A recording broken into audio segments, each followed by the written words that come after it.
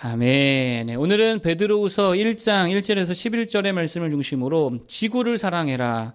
돈은 따라온다. 지구를 사랑해라. 그러면 돈은 따라온다. 라는 제목의 말씀을 전하고자 합니다. 여러분, 우리들에게는요, 되게 많은 감정과 느낌들이 있습니다. 말할 수 없을 만큼 많은 감정과 느낌들이 있죠. 근데 그 중에서 성경적으로 볼 때 제일 중요한 게 뭐냐? 세 가지 정도 말할 수 있을 것 같습니다. 믿음, 소망, 사랑. 그게 제일 중요한 거 아니겠어요? 사도 바울이 그래서 그러죠. 이 세 가지는 항상 있을 것이다. 그만큼 중요하다라는 것입니다. 오늘 사도 베드로도 오늘 베드로후서 1장을 통해서 강조하는 것도 다른 거 아닌 것 같습니다. 믿음을 강조하고 있고 소망과 사랑을 강조하고 있다는 거예요. 그럼 이것들이 각각 어떻게 중요한지 하나씩 살펴보도록 하겠습니다. 첫 번째, 믿음의 중요성이라는 거예요. 자, 오늘 본문에 보니까 이런 표현들이 좀 많이 나와요. 예수를 안다, 예수를 알미라, 이런 표현들이 나오죠. 일단 한번 읽어보겠습니다. 2절, 3절, 8절. 자, 2절, 3절, 8절 한번 읽어보겠습니다. 시작. 하나님과 우리 주 예수를 알므로 은혜와 평강이 너희에게 더욱 많을지어다. 그의 신기한 능력으로 생명과 경건에 속한 모든 것을 우리에게 주셨으니 이는 자기의 영광과 덕으로서 우리를 부르신 이를 알므로 말미암음이라. 8절 보겠습니다. 8절. 시작. 이런 것이 너희에게 있어 흡족한즉 너희로 우리 주 예수 그리스도를 알기에 게으르지 않고 열매 없는 자가 되지 않게 하려니와. 아멘. 뭐가 계속 반복돼요? 예수를 안다라는 말이 계속되고 있다는 것입니다. 그러면서 예수를 아는 것이, 그리스도를 아는 것이 얼마나 중요한지에 대해서 같이 이렇게 설명하고 있다라고 하는 거예요. 여러분, 그러면 예수님을 안다는 게 무슨 말입니까? 예수님을 안다는 거. 여러분, 예수님 아세요? 예수님 아세요? 예수님 안다는 게 무슨 말이에요? 다른 거 아니죠. 간단히 말하면 예수님 믿는 거예요. 그 어려운 말 아닙니다. 예수님을 안다, 이 말은 예수님을 내가 믿는다, 이 말과 같다라는 것입니다. 그래서 예수님을 안다는 말을요, 예수님을 믿는다로 다 치환이 가능하다는 거예요. 그래서 한번 치환시켜서 한번 읽어보겠습니다. 제가 한번 읽어볼게요. 2절. 하나님과 우리 주 예수를 믿음으로 은혜와 평강이 너희에게 더욱 많을지어다. 무엇으로 은혜와 평강이 많아진다고요? 믿음으로, 예수를 믿음으로. 3절도 그의 신기한 능력으로 생명과 경건에 속한 모든 것을 우리에게 주셨으니 이는 자기의 영광과 덕으로서 우리를 부르신 이를 믿음으로 알므로 말미암음이라. 8절도 이런 것이 너희에게서 흡족한즉 너희로 우리 주 예수 그리스도를 믿기에 게으르지 않고 열매 없는 자가 되지 않게 하려니와. 이게 치환이 가능하다는 거예요. 예수를 안다는 거 뭐라고요? 예수님을 믿는 거다라는 것입니다. 그러면 예수님을 믿는 이 믿음이 왜 그렇게 중요하냐? 여기서 말할 수 있는 건 이런 겁니다. 가능성이 다 열린다는 거예요. 예수님 믿으면 그 믿는 믿음으로 인해서 우리에게 어떠한 유익이 있느냐, 어떠한 능력이 나타나느냐, 모든 가능성이 예수 안에서 다 열려버리더라는 거예요. 엄청나게 중요하죠. 3절인데요. 다시 한번 읽어보겠습니다. 3절 시작. 그의 신기한 능력으로 생명과 경건에 속한 모든 것을 우리에게 주셨으니 이는 자기의 영광과 덕으로서 우리를 부르시리를 알므로 말미암음이라. 아멘. 우리에게 뭐를 주셨는데 뭐를 주셨느냐? 그의 신기한 능력으로 생명과 경건에 속한 모든 것을 우리에게 주셨다. 이렇게 말하죠. 생명과 경건에 속한 모든 것을 우리에게 주셨다. 생명과 경건에 속했다는 게 무슨 말이에요? 생명과 경건에 속한 모든 것. 이게 무슨 말입니까? 쉽게 말하면 영육간에, 그런 걸 우리 잘 쓰는 표현. 영육간에 모든 것을 주셨다. 이런 말입니다. 그러니까 예수 믿는 자들, 예수님을 아는 자들에게 주신 게 있는데 그게 뭐냐? 신기한 능력 가운데에서 그 능력으로 인해 영육간에 필요한 모든 것을 다 주신다는 거예요. 영육간에 필요한 모든 가능성이 다 열렸다라고 하는 거예요. 가능성이죠. 그래서 이렇게 정리하면 거의 맞다라는 것입니다. 믿음은요, 여러분, 모든 가능성을 다 열어버려요. 믿음은요, 모든 가능성을 열어버립니다. 영적인, 육적인 거 다. 영적인 가능성이 뭐예요? 구원이죠. 제일 큰 거잖아요. 예수 믿는 자들에게 열린 가장 확실한 영적인 가능성이 뭐예요? 구원의 가능성이 열렸잖아요. 사실 가능성을 너무 확실성이죠. 구원이 가능해지고 구원이 확실해질 줄로 믿으시기 바랍니다. 누구에게요? 예수님을 아는 자들, 예수를 믿는 자들에게 이 엄청난 가능성의 확실성이 다 열렸다는 거예요. 여러분, 원래는 우리가요, 이게 불가능한 자들이었습니다. 우리가 누구입니까? 죄인이잖아요. 그것도 뼛속까지 죄인이잖아요. 완전 찐 죄인이잖아요. 그래서 구원은요, 불가능한 거였다는 거예요. 절대로 천국에 못 갑니다. 절대로 구원 못 받습니다. 절대로 하나님의 자녀 될 수 없었다는 게 불가능했습니다. 여러분, 착한 일 한다고 구원 받을 수 있어요? 한번 생각해봐. 착한 일 한다고 구원 받느냐? 못 받죠. 연쇄살인범이 지나가다가 불쌍한 사람 한 번 도와줬다고 무죄돼요? 면제받아요? 그런 법이 어디 있어요? 죄인은 죄인인 거죠. 착한 일 한다 그게 없어지는 게 절대 아니다라는 것입니다. 그러니 우리도 마찬가지죠. 하나님 앞에 어떤 사람이에요? 살인자죠. 간음자죠. 완전 죄인들이잖아요. 그래서 구원은 불가능하다는 것입니다. 아예 가능성 제로였다는 거예요. 근데 뭐 하면?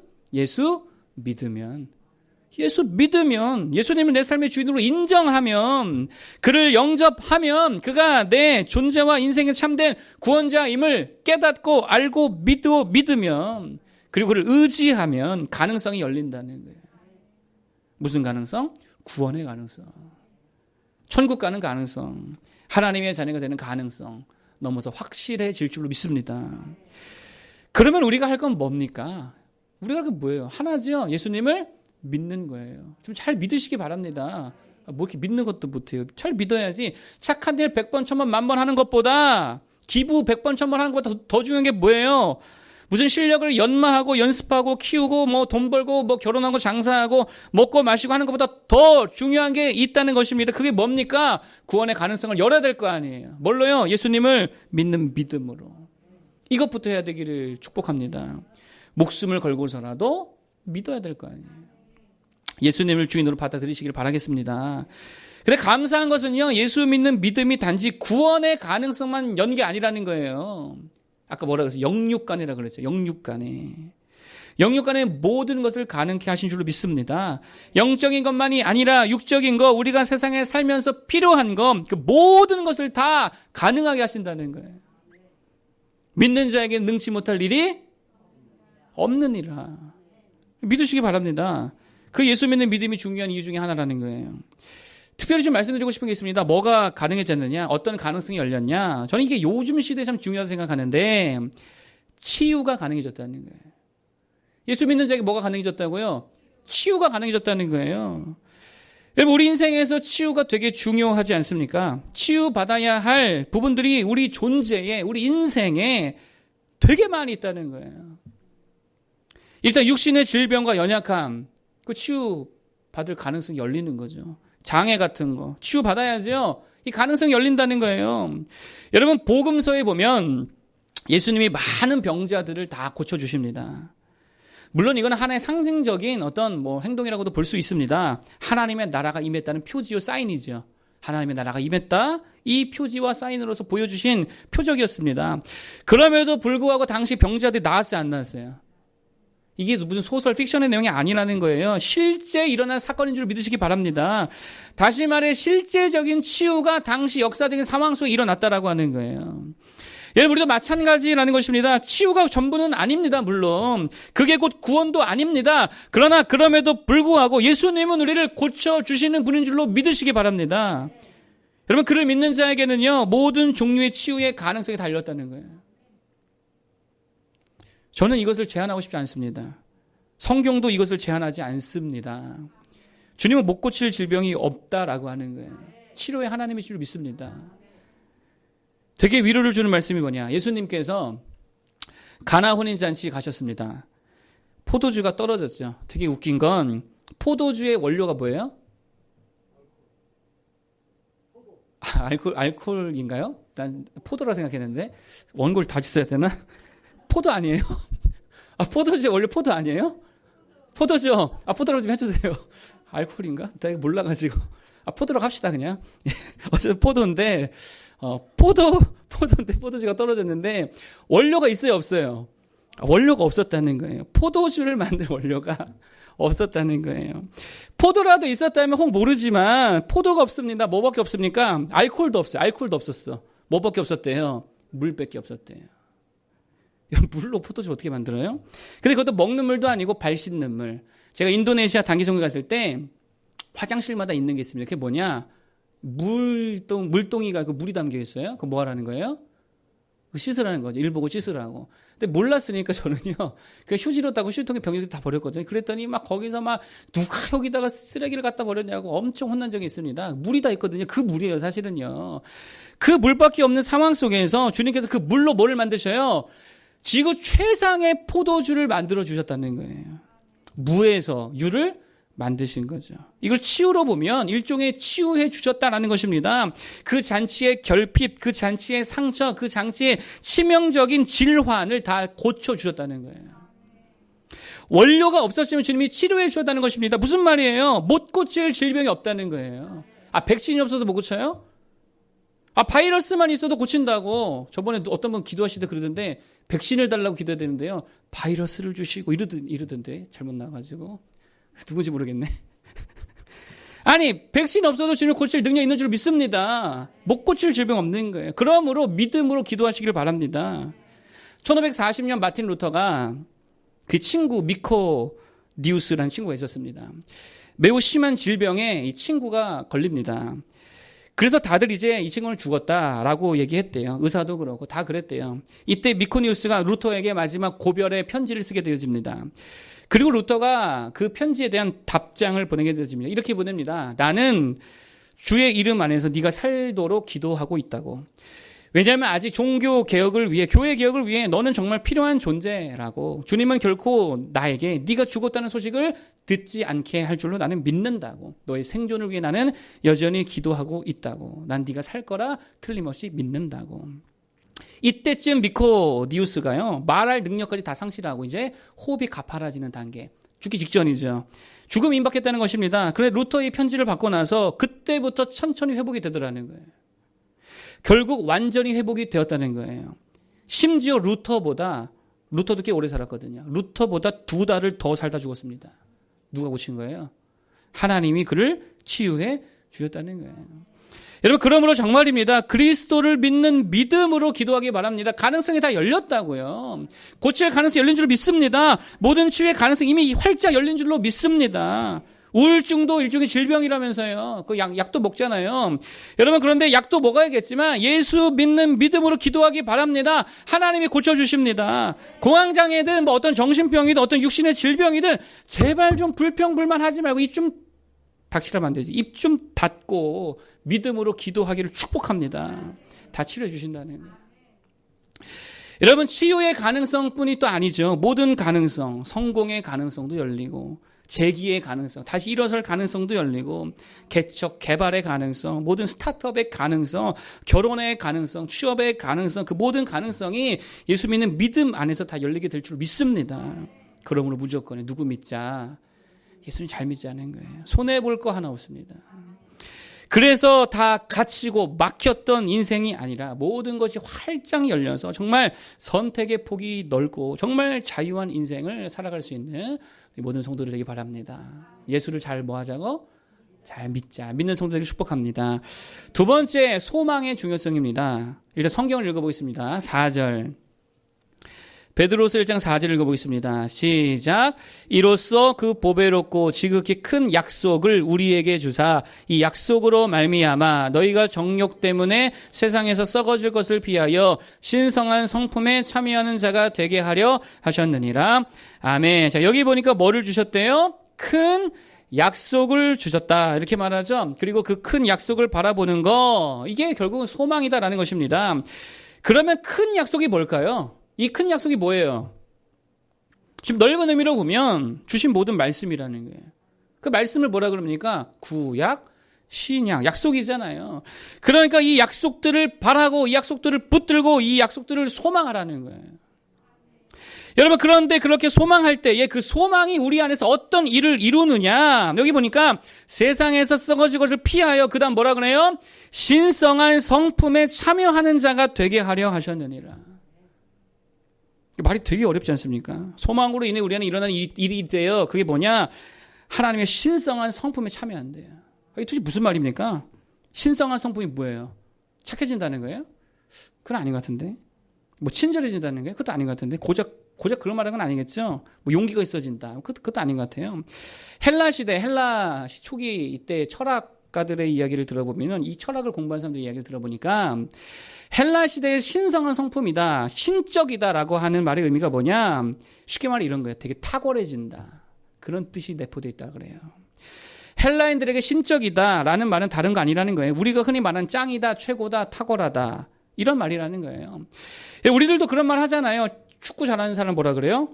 축신이다 그러죠. 축신, 축구의 신이 강림했다. 소비를 잘하는, 백화점 가서 맨날 막 뭐 사들이는 사람 뭐라 그래요? 지름신이 강림했다. 그죠? 옛날 표현인가? 또 요리를 잘하면 요리의 신이다. 김연아 보고 피겨의 신이다. 뭐 그런다는 거예요. 그러니까 여기서 말하는 신적이다, 신에 참여한다 이런 말은 무슨 말이에요? 탁월하다는 거예요. 탁월하다. 그러니까 정리하면 이런 겁니다. 이 큰 약속들, 하나님이 주신 말씀들을 붙들고 바라고 소망하는 자는요, 신성한 성품에 참여하게 되는데 탁월해진다는 거예요. 말씀 붙들기를 바라겠습니다. 탁월해지는 거예요. 사도 바울 보세요. 탁월해요, 바보 같아요? 탁월하지 않습니까? 글 쓰는데 탁월하죠? 전도 선교하는데 엄청나게 탁월하죠? 왜 그래요? 말씀 붙들고 가니까 그런 거예요. 다윗 아시죠? 다윗 이야기 읽어보셨습니까? 다윗이 어떻습니까? 탁월하잖아요. 100번 싸우면 100번 다 이겨버립니다. 얼마나 탁월합니까? 에스더, 미모와 지혜가 탁월하지요. 느헤미야, 아세요? 느헤미야? 일을 하는 능력, 행정, 조직력이 엄청나게 탁월하죠. 모세, 말할 것도 없이 탁월하죠. 삼손 힘이 어때요? 탁월하잖아요. 그런데 이들의 다 똑같은 특징이 있다는 게 뭐냐? 말씀 그대로 믿었고 그 약속의 말씀 그대로 바랬고 소망했다는 거예요. 말씀을 바라고 소망할 때 탁월해지는 줄로 믿습니다. 다윗만 봐도요, 보세요. 이세의 막내 아들이라고요. 교육을 제대로 받은 게 없습니다. 목동이었습니다. 그런데 그에게는 남다른 게 하나 있었습니다. 그게 뭐였냐? 하나님을 바라고 하나님을 기대하고 하나님을 소망했다는 거예요.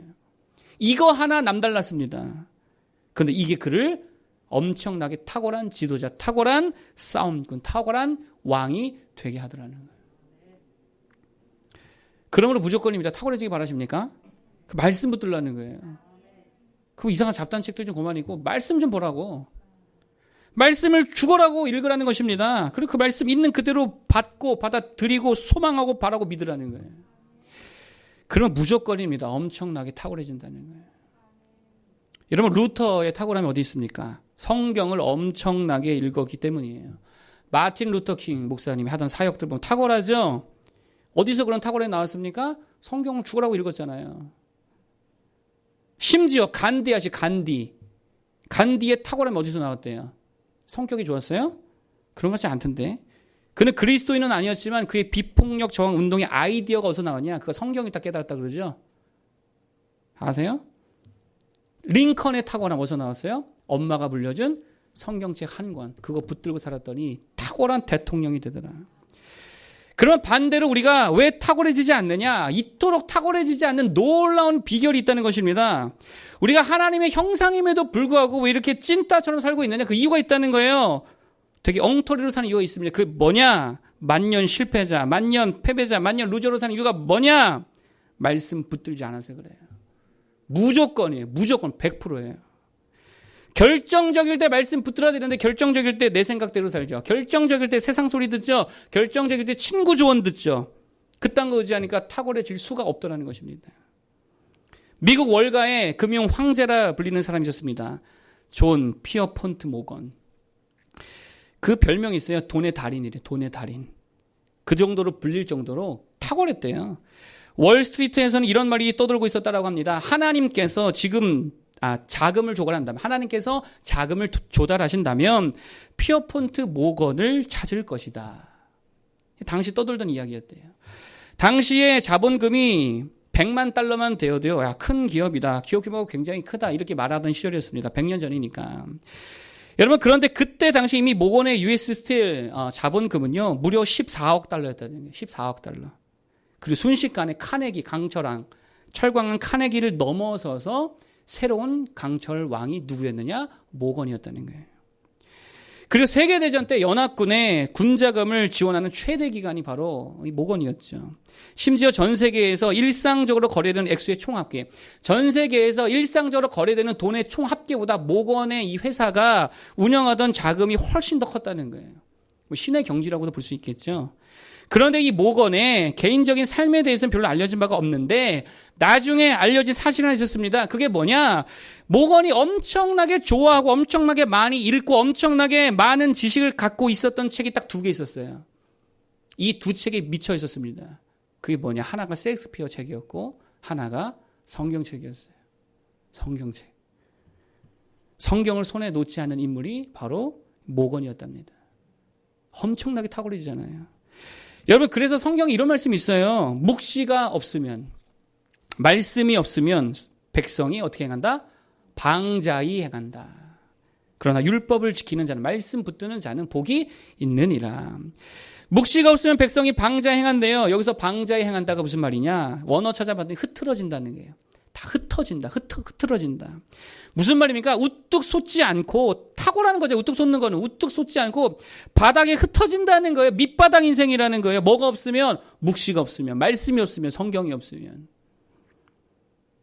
그러나 율법을 지키고 말씀을 붙들면 복이 있느니라. 오늘 주제로 풀면 탁월해진다라는 것입니다.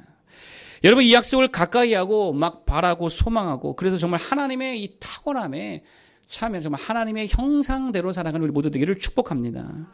마지막 3번째, 믿음, 소망, 다음 뭐예요? 사랑의 중요성입니다. 자, 5절부터 7절 먼저 읽어보겠습니다. 5절부터 7절까지 한 목소리로 한번 읽어보겠습니다. 5절부터 7절까지 시작.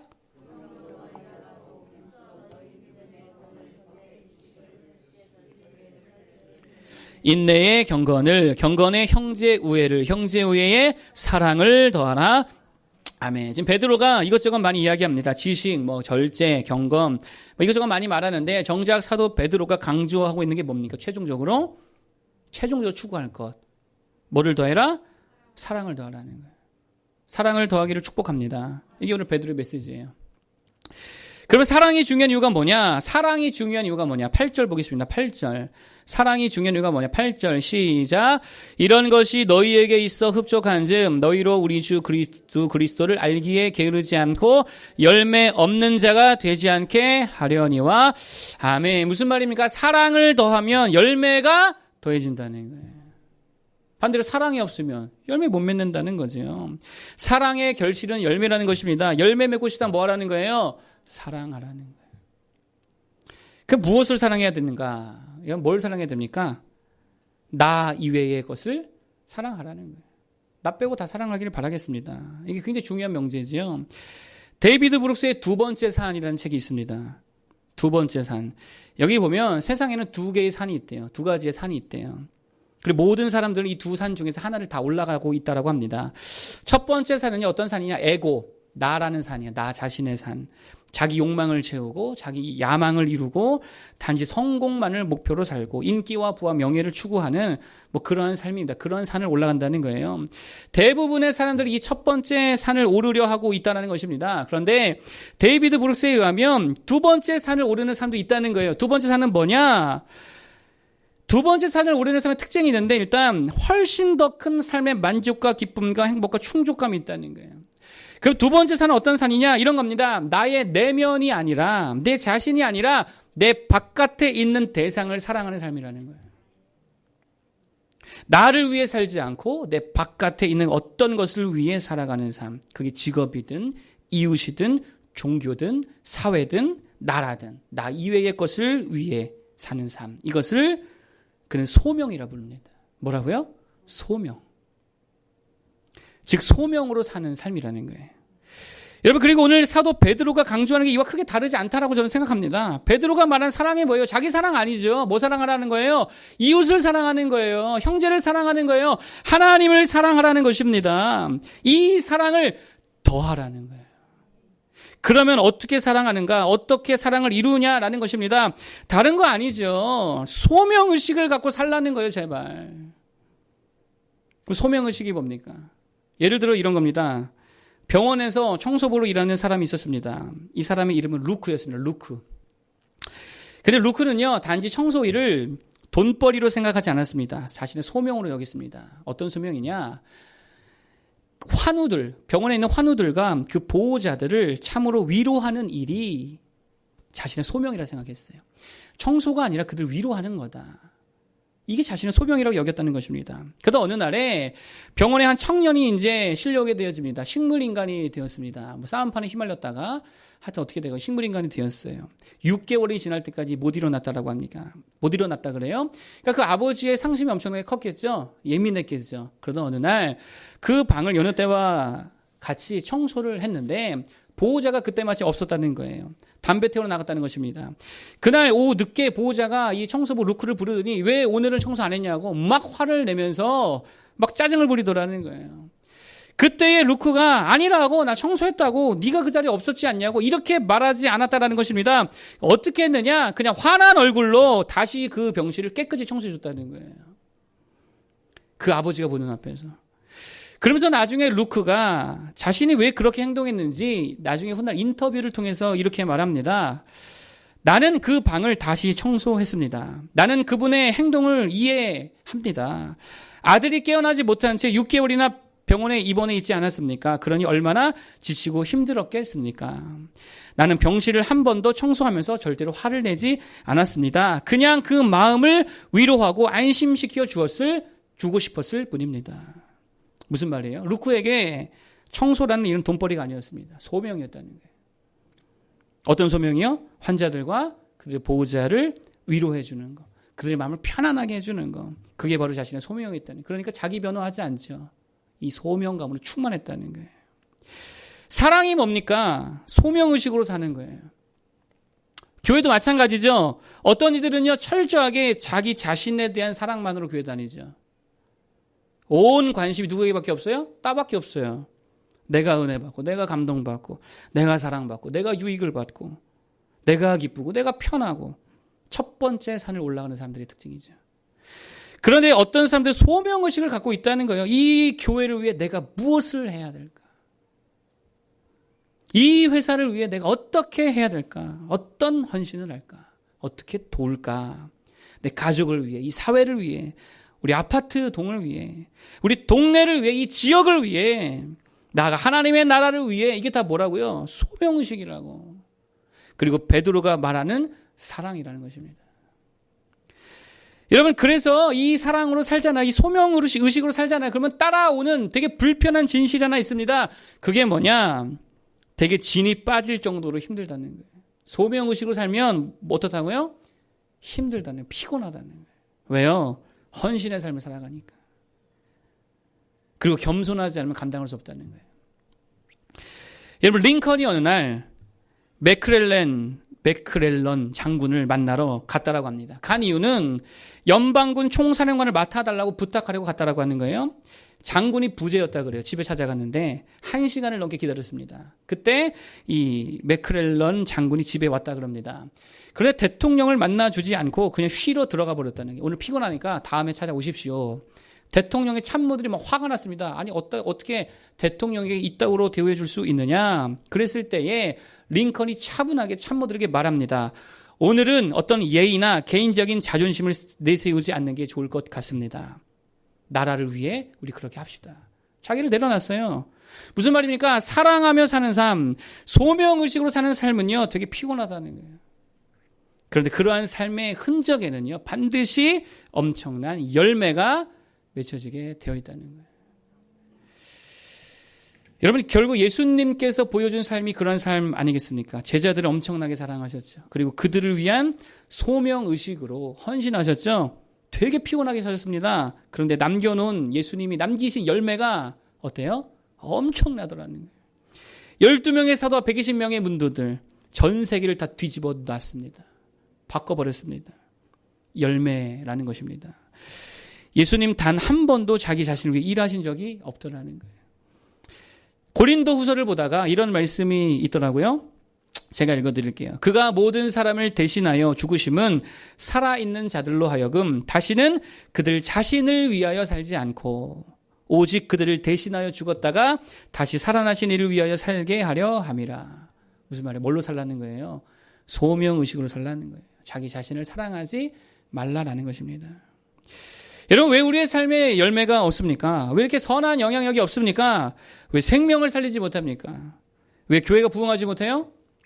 왜 가정 회복되지 못해요? 죄송합니다. 무조건이죠. 소명자들이 없어요. 지밖에 몰라요. 거기 무슨 열매가 있겠냐고. 말이 자기 사랑이죠. 자기 사랑의 다른 이름이 뭡니까? 탐욕이에요. 탐욕. 다 탐욕 덩어리가 있으면 어떻게 열매가 있습니까? 싸움밖에 안 나죠. 빼앗고 뺏기는 전쟁터밖에 안 되지. 질투, 시기밖에 안 나오겠지요. 그게 왜 그래요?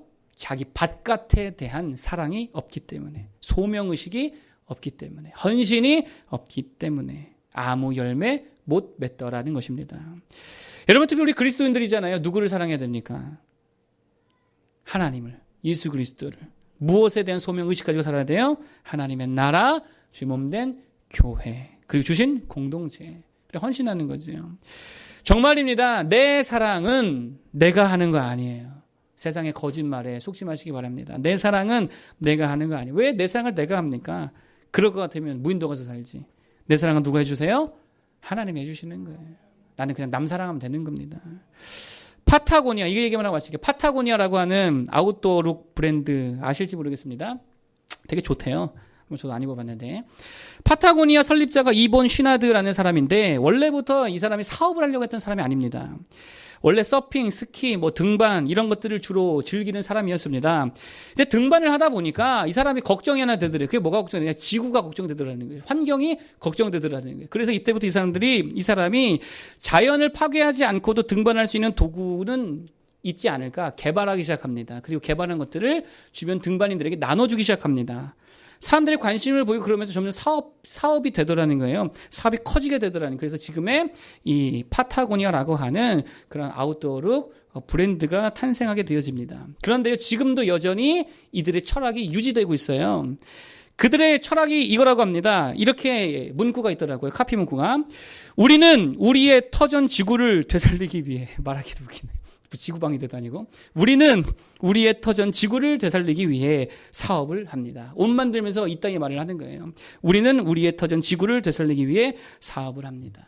근데 재밌죠? 지구를 사랑했더니 돈이 그냥 따라 들어오더라. 사랑하십시오. 소명의식으로 일하시기를 바랍니다. 헌신하시기 바랍니다. 그러면 열매는요, 따라오게 되어 있다는 거예요. 맺히게 되어 있습니다. 그렇게 두 번째 산을 오를 수 있는 모두들 축복합니다. 세 가지 말씀드렸습니다. 믿음, 소망, 사랑. 첫째, 믿음의 중요성. 믿음이 왜 중요하냐? 영육 간의 모든 가능성을 다 열어버리더라. 먼저 구원의 길을 다 여셨죠. 예수 믿으면 무조건입니다. 천국 갈 줄 믿습니다. 구원받을 줄 믿습니다. 그리고 우리의 모든 삶의 모든 가능성을 다 여셨다는 거예요. 특히 치유의 가능성 활짝 여셨습니다. 우리 다 치유 필요하잖아요. 저부터 또 여러분들 얼마나 치유가 필요해요. 믿음으로 기도하시기 바랍니다. 고치십니다. 치유하십니다. 성공, 재기, 사업, 교육, 문화, 모든 가능성 예수 안에서 다 열린 줄로 믿으시기 바랍니다. 두 번째, 소망의 중요성이죠. 큰 약속에 대한 소망이 있어야 됩니다. 큰 약속 뭐예요? 말씀이죠. 말씀 붙들라는 거예요. 그러면 신성한 성품에 참여한다. 탁월해진다 그러잖아요. 영적으로나 육적으로나 탁월해지는 모두에게 바랍니다. 말씀 많이 보시고 많이 들으시고 많이 적용하시고 많이 붙드시길 바라겠습니다. 묵시가 없으면 백성이 밑바닥 인생 되더라. 율법을 붙들면 복을 주시더라. 탁월한 자분들 되길 축복합니다. 세 번째, 사랑의 중요성. 누구 사랑해야 됩니까? 나가 아니요. 나 밖에 있는 그들, 이웃들, 형제들, 교회, 국가, 하나님 사랑할 수 있는 모두 되길 바랍니다. 그 소명의식으로 내가 저들을 위해 무엇을 할 수 있을까? 내가 저 사람을 위해 무엇을 할 수 있을까? 내가 하나님을 위해, 내가 몸된 교회를 위해, 이 지역을 위해 무엇을 할 수 있을까?